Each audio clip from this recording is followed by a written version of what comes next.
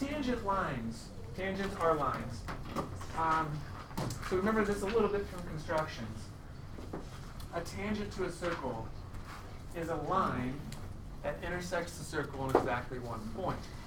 So line AB down here intersects circle O at point P, and so that's a tangent line. So it's like line AB is tangent. Or I guess in this case it would be full line, not line segment. Now the point P where it intersects is called the point of tangency. One other thing I have mentioned in the past with tangent lines is for our class we're only going to do circles, but really it's for any curve. So when you get to calculus, you'll do a decent amount with tangent lines at any point on a curve. But for now, it's only going to be for a circle. Okay, so I got three theorems about those that we'll talk about, three properties. This is just a repeat of the above. So here's the first one. This is the one we did to make, what did we do? It was this point where we extended the line for constructions, and then we did a perpendicular bisector from these 2 points and made the tangent line. The one that we did tangent line from. This is the property that backs it up. Radius at a right angle makes a tangent line. That's the property we were using.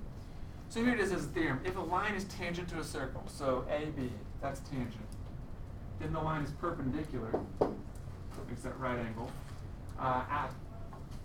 to the radius at the point of tangency. So basically if you have these two together, right angle, perpendicular, plus radius, this will get you a tangent. Actually reverse. We have a tangent line, so I should put it in reverse. We have a tangent line, so then we have a right angle meeting a radius. Okay, so if you know it's tangent, you can put a right angle and add a radius. So let's do this example, finding x. I should mention, I will be more clear in the state test, ACT, they'll be clear as well. They'll say like, in segments that are tangent, appear tangent are tangent. Or they'll say ML and MN are tangent. Okay. Sometimes you're like, can I assume it's tangent? Well, hopefully they'll say something. I didn't hear, but we can assume these are tangents. So ML and MN we're going to assume are tangents. Here's a radius. So that's perpendicular, and here's another radius, so it's perpendicular. Basically, I can ask you about the angles or the sides for these. So this one is angles. So there's a quadrilateral, and the sum of the angles in quadrilateral is 360. And so I can subtract 90 and 90 and 117 from the 360. So 180 will be down to 180 minus 163. What side? See, usually quadrilateral, something like a triangle of those. So that's the main problem. Drawing a right angle if it's a radius meeting a tangent. Let's do one more with the segment and then see if there's general questions on this theorem. So this one is we're finding the segment, the radius, R. Again, we're going to assume this is tangent, and there's a radius, so we'll make a right angle.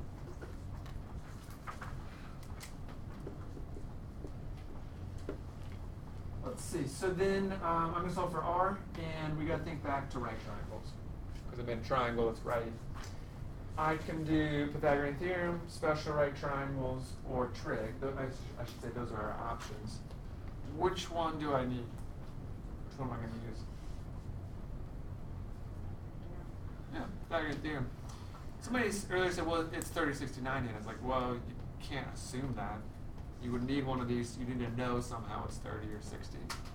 And we don't. So, all right, so a squared, that's going to be r squared, plus b squared, that's going to be 15 squared, equals my c squared, and c squared is 9 and r together. So I'm going to write r plus 9, or 9 plus r, not 9 times r. And so 9 plus r, or r plus 9. All right, so let's work it out. R squared stays 15 squared, 225. Okay, what about this one? What does r plus 9 become? R squared plus 81. That's what everybody wants to say. Not r squared plus 81. Because you can't do squaring across addition or subtraction. You can square, if it was 9 times r, across multiplication or division. You have to FOIL it, yeah. So if it was, so yeah, this is a very common error. It's not, you can't just square them individually. So yeah, what we can do here is FOIL, because r plus 9 squared really means r plus 9 times r plus 9. It means r plus 9 times itself. So then, yeah, FOIL. The left side just stays the same. Let's see, so FOIL first, r times r, bless you, r squared. Outside, r times 9, 9r. Plus the inside, 9 times r, 9r. And 9 times 9 is last, so that's 81.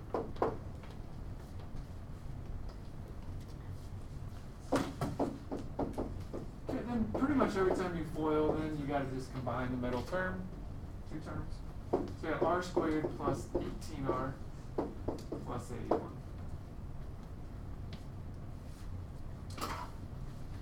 Okay, at this point, you might be thinking factoring, right? You got an x squared, an x term, and a constant. This seems like it might be leading that way. However, when you start to get everything on one side, right? Like you factor trinomials and get everything on one side. Subtract r, and you just have a regular. Yeah. What's going to happen is if you start to do that, like I subtract r squared from both sides, it actually cancels out because there was the same value on each side. So we're not going to be able to factor. It actually makes it easier. So I just have the 225 here, 18r, and 81 left on the right side. Okay, and now subtract 81. Yeah, 144, and then 18r. And then divide by 18. So yeah, that'd be 8. I don't think there's any units, so we'll stay with 8. Alright, so going back up, let's see. So we set up the Pythagorean theorem. Here, be very careful, it's not this, so you had to FOIL. Didn't have to factor actually, we subtracted the r squared, and then it became a linear equation, just r, not r squared. Subtracted, fine. Okay. So any thoughts on that theorem? Just on page 4 there. One angle, one segment, one. No. Okay, when you're ready, you can flip it over to the next page, and I'll tell you there's one of the converse is the next theorem, and then we'll do a third theorem with this. So the next theorem is just the converse of that one. If you remember, converse just means the reverse theorem. So the last one said, here's a tangent line. This was the last theorem. Tangent line will therefore, at a right angle, you will form a right angle when you have a radius. This one is the reverse. So this one says we have a radius and we have, and if you have a right angle, then you will form a tangent line. So it just turns it around. So here it is in words. If a line in a plane of a circle is perpendicular to a radius, so it's like if you have a radius and a right angle, okay, at the endpoint of a circle, so I like L, then the line is tangent. So what this one does is it shows you have tangent lines. So for these, you cannot assume that a line like ML is tangent, because that's what you're showing. So it's like in a proof. You can't write what you're trying to prove, you're trying to show it. So here we're going to show ML is tangent. We can't just say it looks like this. So let's do that. So is segment ML tangent to circle in at point L? we have a radius. Alright, so that's good. We need a right angle. So basically our goal here is just to check and see if that's a right angle. And if it is, then we'll have a tangent line. Okay, and so to check if it's a right angle, the best option we have is Pythagorean theorem. If these numbers work in the Pythagorean theorem, then it will be a right triangle, and therefore it will be a right angle. So what I'm going to do is just check these numbers in Pythagorean theorem and see if they work.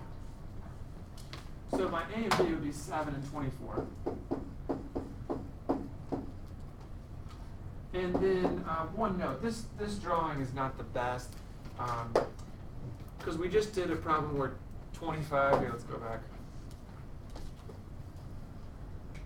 where it was like 25, you know, the 9 here was just on the outside, and this was R. This one should have been a little more clear. 25 is referring to the whole thing. I'll make sure, if this was like a test one, I would make sure to tell you n is 25. Otherwise, you might think it was here to there 25. So not the best drawing, but we'll go with it. So 25 is representing this whole possible hypotenuse. So we're going to check and see. So this is very technical. I wouldn't count off you can have this, but technically you put a question mark there because we don't know if it's true yet. So it's like a test. So we see if it works. 7 squared is 49. Let's see, this one, 576, is that right? Yeah. And that one's 625. Again, we're still testing it, so it's really a question mark. And then we add these, 485, 625. Yeah. Put a check. It was equal to. So our test ended up being true. If it was not, we'd say no, it is not tangent. These were not equal. So to answer the question, is segment ML tangent? Yes, it is. Because this showed it was a right angle, therefore it's a right triangle, and therefore we have a tangent line. So I'm going to write yes, Pythagorean theorem showed it's a right angle. Showed angle in L in is a right angle. Really, I could even say more. The right angle at the radius, perpendicular to the radius. So that's theorem 2, just the converse.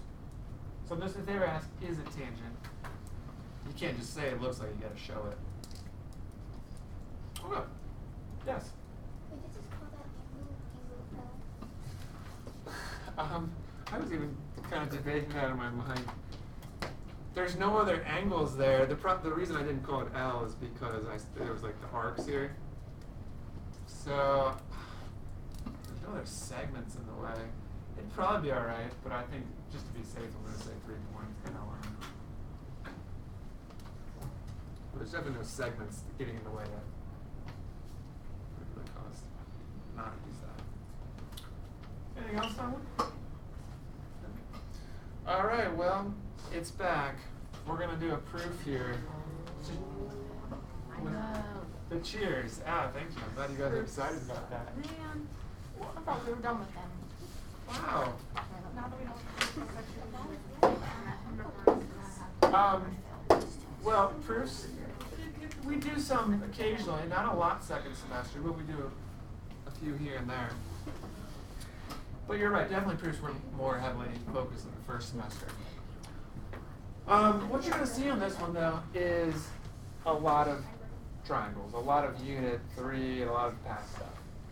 So, first the theorem. This is a fun one. If 2 tangents from an exterior point to a circle.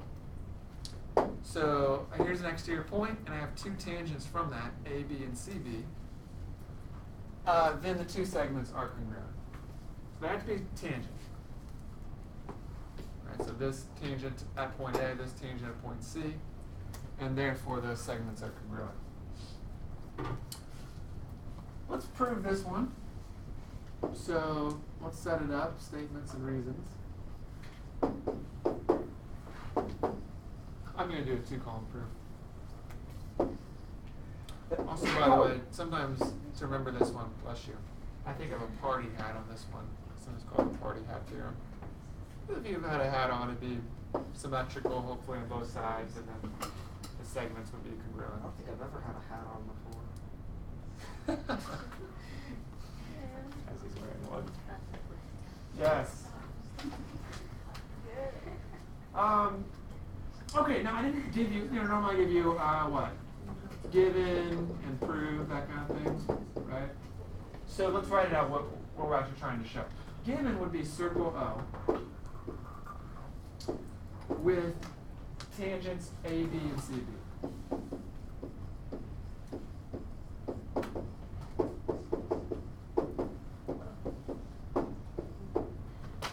So I'm actually going to redraw this. It's the same picture, just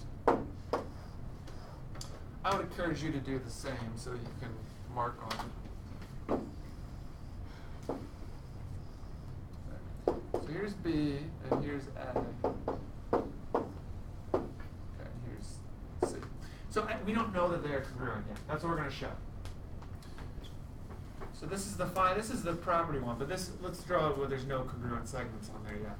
So we're going to show AB. This is what we're trying to prove. Or show. We're trying to get to AB congruent to C.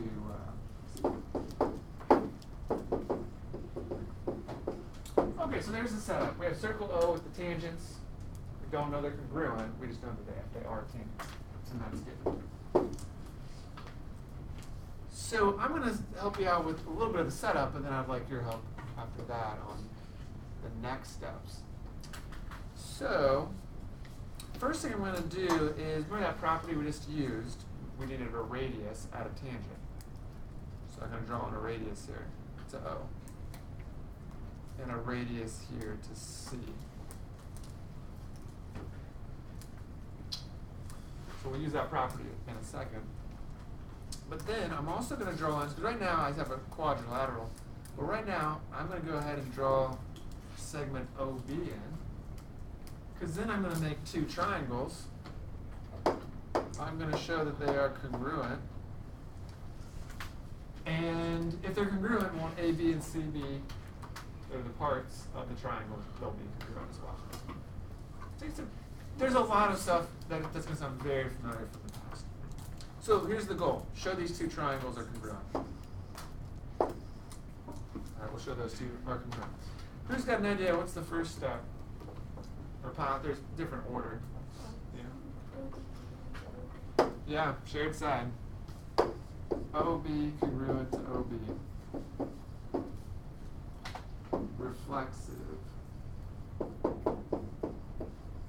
property. Oh, I'm sorry, I should have asked that. Yeah, reflexive. Next. Did you say that's a kite? We don't know it's a kite because we're showing these segments are congruent. The quadrilateral will end up being a kite. But we don't know A, B, and C, B yet. So, good idea. Yeah. Can't you say the angle I and angle C are known for angles, and the opposites are same to that also? Well, let's just go with what you said right there, that these are going to be right angles and congruent. Okay. That's what you said first, right? Yeah. What was the second part? That since the opposites are congruent, can't you say that it's right after that? The kite has one pair of opposite angles, but I mean other shapes could have. I don't think that would be enough to show it. So guys, let's use this. This is the property we just did, the previous theorem. So she said, let's just say that these are right angles. Now, so you said A, we need 3 points here. Well, I guess I'm back to that same thing, aren't I? Let's be sure. Let's call it 3 points. Angle OAB and angle OCB are right angles. And yes, it is the two-step thing that we used to do a lot, where you can't say they're congruent. You say they're first right angles, then you say that they're congruent. So this is the previous theorem. I'm going to shorten it and say a tangent at a radius is perpendicular. And just kind of a shorthand for what that theorem said. We have a tangent, we have a radius, that makes a right angle. It's perpendicular. I'm also kind of using the definition of perpendicular as well to say right angles. Now let's say that these are congruent. So OAB is congruent to OCB. Done this a lot in the past. Since any two right angles are 90, they will all be congruent. So all right angles are congruent. So in our triangles, we have one side. That's good, one shared side, one set of angles. We need one more thing. You see it? Can you say that OB is an angle bisector? Or ABC? Both those for ABC. I like how you said that. We don't know what it's going to be. It will be, but we don't know yet that it for sure is. It's a good idea. Let's do something else. OA. Yeah, this is something we for sure know this is true because they're radii. I can draw any radius up here, and they're all the same length. Okay, nice. Thank you. So, really good work piecing through that, guys. OA congruent to OC.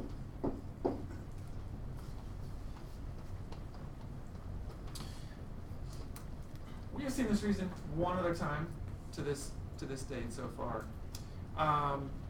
It's really just what I said. Any radius is going to be congruent to another radius. So the wording is all radii are congruent. That's the quickest way to write that. All radii are congruent.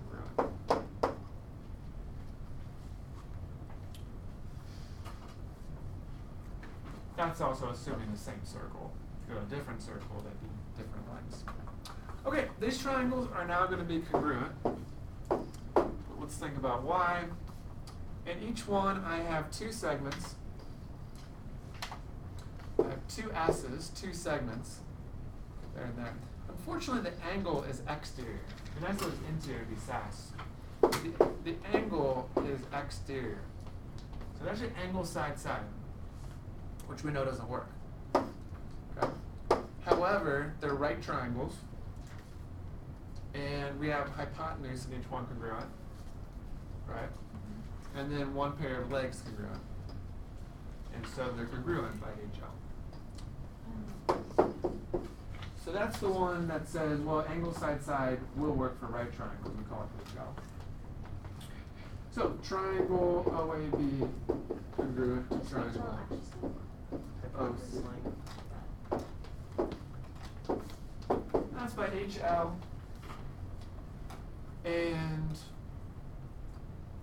And finally, we wanted to show AB congruent to CB, and now they will be.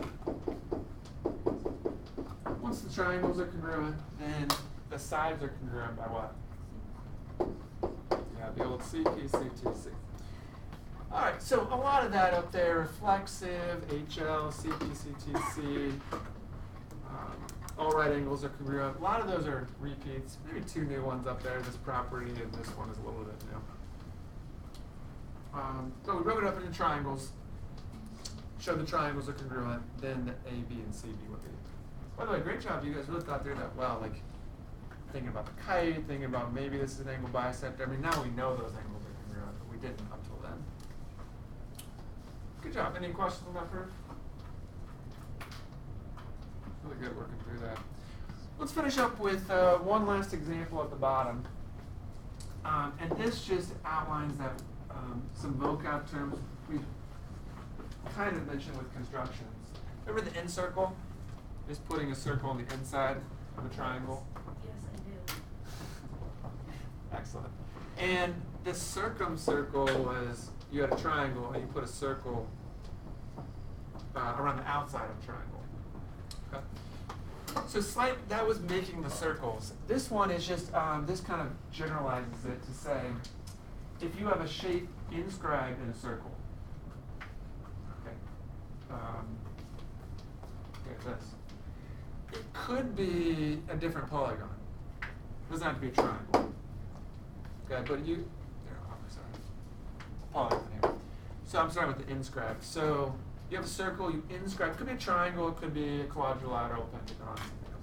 But as long as all the vertices are touching the circle, then it's called inscribed. Similar to the end circle. Okay, and kind of general though, if the circle is on the, so that is when the triangle is inscribed, the circle would be circumscribed. So if the circle is circumscribed about the polygon, then all of the vertices, these are similar words, like the triangle is inscribed here, but the circle is circumscribed. Here it's an in circle, the circle is inscribed, the triangle is really circumscribed. So the inner one is inscribed, outer one is circumscribed. So hopefully those sound familiar for the in circle and circumcircle. Okay, so let's try this example. We're going to find the perimeter of this triangle. And we're using the fact that we have an inscribed circle. We're also using the last theorem. Here's what I mean. Here's B. We're going to assume that these are tangent as well.